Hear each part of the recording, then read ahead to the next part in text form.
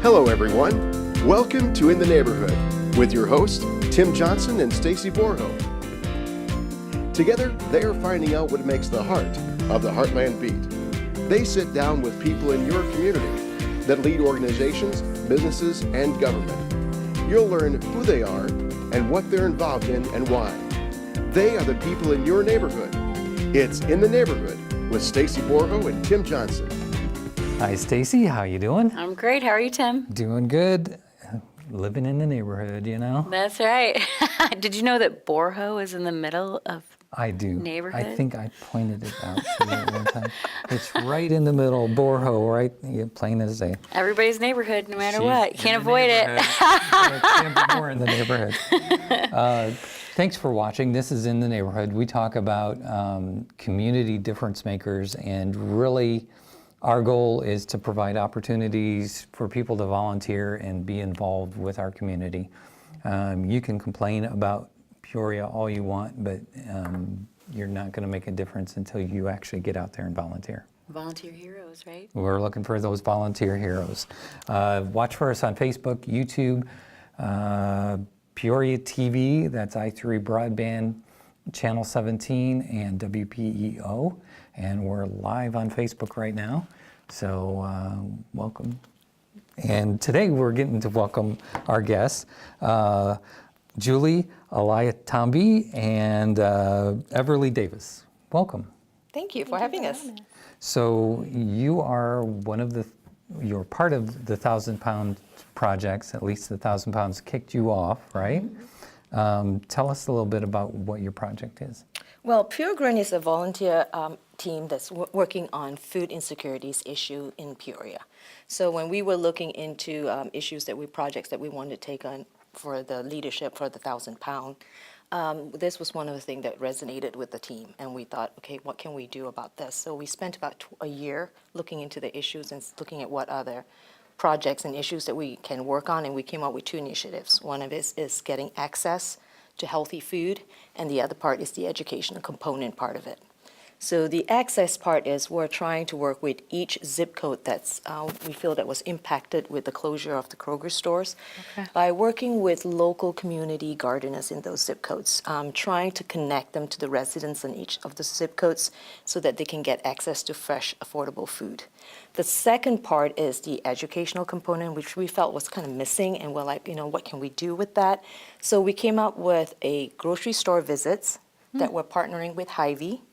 And they have their local dietitian there in the store that's going to work with our participants in educating them on how to shop and buy on a limited budget. And then we're working on cooking classes, which we are also partnering with Hy-Vee dietitian who's conducting those classes. But we're also working with a local organization in Peoria Friendship House. So our thing is that we wanted to work in each zip code by partnering with a local organization that's already there, because we feel that they have the connection to the residents in this community. They can lend their expertise to us, and also they have the trust built within those communities. So, so we're doing those classes right now. We actually launched them last month. So we have one for adults and we have one for the kids. So those are the 2 things that we felt that are really kind of huge component to the food insecurity issues that we feel that we want to really tackle. Another big part of our project is on the access component, is trying to get the EBT card users to be able to use their card for online groceries. Because as you know now, all the grocery stores are offering free online grocery deliveries. So I think we felt that, since it's great for people like us, we can afford it, we have cars, we can drive, but for people in the lower income, that's some of the things that they have a hard time getting is the access. They don't have sometimes reliable transportation, or it's the time to go shopping because they're working multiple jobs may be hard. So we're like, if we have this available already, why don't we allow them to be able to, buy the groceries by paying it with their EBT cards? Because right now for most groceries, you have to have a credit card to buy your groceries online. But if we allow them to use the EBT cards, here we go. Anybody can use them, and they can get the food delivered almost at no cost to their home. So that's a huge initiative that we're working. We're trying to get Senator Weaver's really behind us, and we're trying to work with all the different local politicians in town too to see how we can get that eventually, available to everyone in our city. So not available yet, but that's what your goal is. Yes, it's not available yet. Yeah, there is a pilot that's right now being piloted by the USDA. So they are, and I think they realize that this is a huge opportunity to eliminate the word food desert, because if you allow anybody to buy online, there's really no reason to have food deserts anymore. Anybody can buy anywhere. So they're piloting that right now. So we're hoping to see some good results from there, and then eventually hoping to see that the federal government will open that to everybody. And I think that will be a huge win for everybody and everywhere. Yeah. Let's define food desert for those listening. Well, a food desert is basically areas in a community where you don't have easy access to a grocery store, like someone that's within a walking distance. So for us, like the food deserts right now that we have in our community is 61603 and 04, because we had those two grocery stores that kind of closed down. So now for those residents, in order to get to the closest stores, either they have to travel quite far with local, if they don't have cars, there's local transportation, getting on a bus. And I think we have, articles recently written by Peoria Journal Star about one particular resident that she has to take like 2 buses or so to get the closest. And it's, like, for example, like this last winter, it's been horrendous. Imagine having to do that in such a bad weather, trying to get to a grocery store, lugging those things home. I mean, that's difficult. I mean, for me and you, it's easy. We have a car, and we can do it in our own time when we want. But for the low-income family, there are other challenges, too. A lot of them are, sometimes parents are working different jobs and schedules, trying to schedule someone to watch their kids and then try to do grocery store runs at those times. So we felt that the access part is really a huge piece of that food insecurity issue that we would like to look at. And I think we're trying to figure out what other ways. We definitely don't have the answers, but we're working with different organizations in the city. So we're hoping to learn a little bit more, but we think that the access part is the critical part right now for those zip codes. So we can get the online part available. I think that will really address a small portion of that. We don't think it's going to solve the issue, but I think we're heading in the right direction with that. You're talking about grabbing groceries and taking them on a bus. I picture, we have a family of 4. When we're shopping for a week, we've got a cart full of stuff. Yes. Trying to get in and out of a bus, plus carry all that stuff would be insane. I'm picturing the whole thing of, I don't know if I could handle that. That would mean I'd have to go shopping a lot more. More frequently. More frequently to be able to carry all of those things. Yeah. So like last week we had our grocery store visits in one of those education, and I had 2 ladies that participated, and they had some disabilities.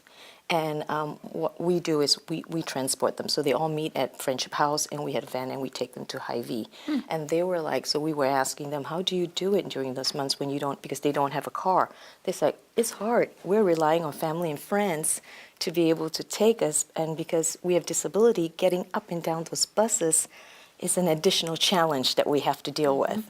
So those were good insights for us to kind of see what are some of those things that, we may not even be aware of. Like we just think of, just carrying those, but what happened with people with disabilities? That's even a bigger roadblock for them. So when we mentioned, like, if you get to be able to order your groceries online, she's like, that would be fabulous. I can just do it on my phone, or, even if I don't do it on my phone, I can go to the nearest library and get online and order it, and it'll be in my home. And I don't have to worry about, getting rides and figuring out how to do it on the bus. And especially winter months, she's like this last couple has been so bad, I don't want to go out because I'm afraid I trip and fall. So those are some of those, real challenges that we sometimes don't think about. How did you guys get involved? Do you want to go? Well, Senator Weaver reached out to Julie, and each of the teams with 1,000 Pound Project has a mentor. So Julie had a mentor, and then all of the teams are, well, especially Julie has made sure that our team is culturally, racially diverse. So then she reached out to individuals that she thought would help with this project and be invested in it. So Julie actually knew another Julie, because I was at Bradley at the time. And then that Julie reached out to me, and because she knew that I was a student that was going to be staying in the area because I am born and raised in Peoria. And so this was near and dear to my heart because I actually have always lived in 61603. So I am very tied to this project because I would love to see, the impact of healthy food accessibility within my own neighborhood. And so it really was just kind of word of mouth. Who do I know that's going to be passionate about this as well, that is Peoria minded, Peoria forward, to be able to help create a great impact in our city. Yeah. So cool. Yeah, and I think that's what I loved about this 1,000-pound project when Senator Weaver launched it, was that to try to engage the different ethnic community in our city, because we're so many of us, and sometimes finding a way to get engaged we don't really know where to go, but this was a great way to pull us, and also to let us reach out to younger generation from that different, so our group is made out of all different nationalities, which is wonderful, and then when we sit down and look at a project, we look at it from so many different angles and, based on, and culturally and stuff like that. And that part also we're taking into our project. So like when we look at 61603, when we started working in that neighborhood, we realized a lot of Hispanic lives in that area. So even our cooking classes and stuff that we try to be very culturally sensitive and trying to figure out, okay, how do we do with the demographic and the ethnicity of that group that we're working in our recipes and the different fruits and vegetables that we're trying to incorporate in our classes. So we're trying to take that too into our program. So being cognizant of that is huge too. And it's a great learning experience because I lived here for so long. I didn't realize, how there's so different many, you stay in your own little group and you get comfortable and then you start working like, oh, okay, I'm learning how to cook different recipes, making it healthier. So it's been a learning experience for all of us. Yeah. And one of those things also with us being so culturally diverse is within our cooking classes, we're trying to change the perception of what healthy eating is. So one of the things is, healthy eating doesn't mean, oh, you're going to eat a salad. Because for a lot of people, like for me, for instance, I didn't grow up eating salads. So you're going to have to find a recipe that has flavors that are going to be nostalgic and familiar to me and find a way to make it healthy. So like with our adult cooking class, we found out that our demographic there is more Hispanic. So we're going to try and find those flavors and dishes that are probably going to be more familiar to them and just find good ingredient substitutes so that they're like, hey, I can tackle this. I can eat this. Something else we've done is I translate our recipes into Spanish. Wow. And I make sure that I'm present in the classes to help translate things for people that are more, Spanish dominant than English. With our kids, we make sure that we find kid-friendly recipes. So for our first class, we did nachos, but we made them healthy. We did sweet potato nachos, and kids loved it. So we do try and make sure that we are appealing to them and not trying to give them something so brand spanking new. Sure. So Kind of like tacos. yeah. Yes. I love tacos, and they can be very healthy. Healthy. Yes. And the kids was funny to see their reaction because they were like, sweet potatoes, tacos. But then when they started eating, they were like, this is great. This is yummy. Yeah. And the other big part is after this classes, we do give them the ingredients, identical ingredients to take home. So we want to make it as easy as possible for them to replicate the meals so that they are more inclined to try it at home. So like a few of the kids like, I'm going to home this weekend and try and do this for mommy and daddy, which is great. And that's what we want to encourage them in that, and then like Evelyn was saying, we're hoping they go home and they'll take this and mix a little bit of twist onto their tacos that they usually make at home, but with more healthy ingredients. So. Sure. That's a big part of us too, is trying to change that perception that healthy eating is very expensive. There is different ways to go about doing it. And I think for people like us, it's easier because we get access to all this information and stuff. But for the low income, sometimes they're so busy trying to do so many things. And they're trying to take care of so many things that sometimes this is not the top of their priority. So we're not trying to teach, but we're trying to give them access to exposure. You can with what you already have, but we can give you different tricks of traits of how to get this, be a healthy meal for your family. And hopefully maybe stretch your budget a little bit too. Yeah. That's really exciting. Sounds like you have a pretty good sized team that's putting this together. Yes, we do. I think that there's 6 of us, and we are all, we're all working full time. So this is a passion project for all of us, and we all come from very diverse background. So it's great, and everyone's kind of passionate about this issue, and everyone lives in the city, and we're like Evelyn said, we're passionate about wanting to help our city move forward. The beauty of a small team like us is that we're very nimble and we're quick to do things. So aligning and leveraging us with other organizations, that's the great way to kind of start really looking at this issue and tackling it. We think there is a lot of great work out there. There's a lot of organization that's working there. So we're trying to be able to work in collaboration more with those organizations and just be able to go in and really start looking at this issue maybe from a different angle and see if we can reach, by being smaller, we can reach to the neighborhoods one at a time and maybe create the impact that we're hoping to see. So Sure. that's our goal. So how can we help, or how can, if someone wants to get involved, if they love what you just shared, like, how do they get a hold of you and can they come join you? Of course, they can come join us. With cooking classes, we don't necessarily need volunteers for that, but except for like our adult cooking classes, because we do provide free childcare because we're trying to make it open to all types of parents, and we know Sure. that there are a lot of parents that have kids, obviously, and that seems to be an issue. It's like, oh, well, I can't go to this because what am I going to do with my kids? You Sure. know? So bring your kids, someone will watch you, and of course, anyone that wants to volunteer to come help watch the kids, that's fantastic. We have our adult cooking classes every second Friday of the month from Okay. 6 to 7. Our kids' cooking classes are from 4 to 5, so we actually have been working with kids that are already in Friendship House's after-school program, Okay. which buses the kids straight to the center. Very nice. And this is our way of giving them their afternoon snack, and then they get to take it home and, you know, have the groceries. With the grocery store visits, people can come, just join the visit. But yeah, that's really how they can get in contact. And we'll get in contact with us. We have a Facebook page, Peoria Grown. Okay. We have a website, which is a mouthful. It's Peoria Grown. We'll put it Okay. down below. Yes. So Great. You can, Awesome. You can find that. And another thing, we are definitely looking for funding too, because all the classes, it's $150 per class that we're paying to get the groceries and also to provide the additional grocery for the participants to go out.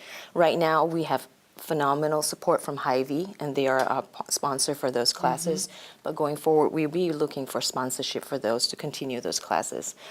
We do have a sustainability plan that we're working on, so eventually we don't have to do donations and drive like that. So we're trying to look at different ways of maybe creating a program out of Peoria Grown to be able to sustain our programs, like, you know, a food vending machine or maybe a grocery store, a mini co-op store, or even a greenhouse that sells some fresh fruit and vegetables directly, that the income will go back to Peoria Grown. So we're looking at those sustainability plan as part of our program growth. But that's right now, that's, you know, something that we are definitely going to be looking for is some, you know, support and sponsorship to help us continue those classes, because we want to grow not only to the 61603 zip codes, but eventually to 04, 05, 06, and because all those zip codes need them.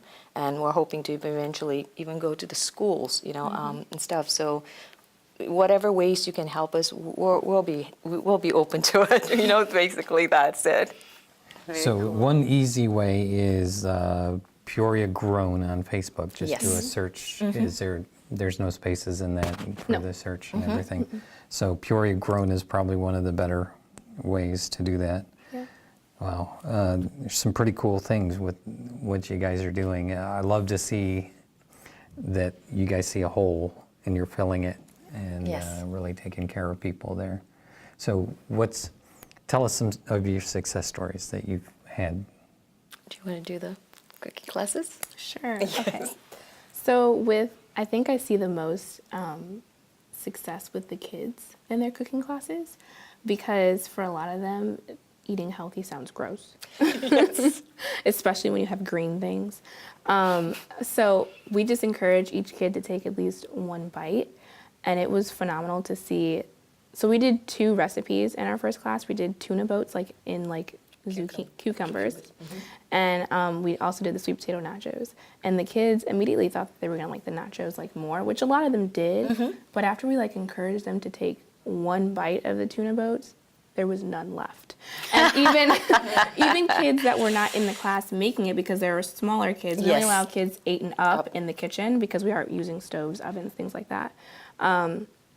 they were taking it out to the smaller kids. Yes. And they were all crowding around the kitchen, and they're like, oh, can we take some home? And we had extra groceries for the smaller kids to even take home.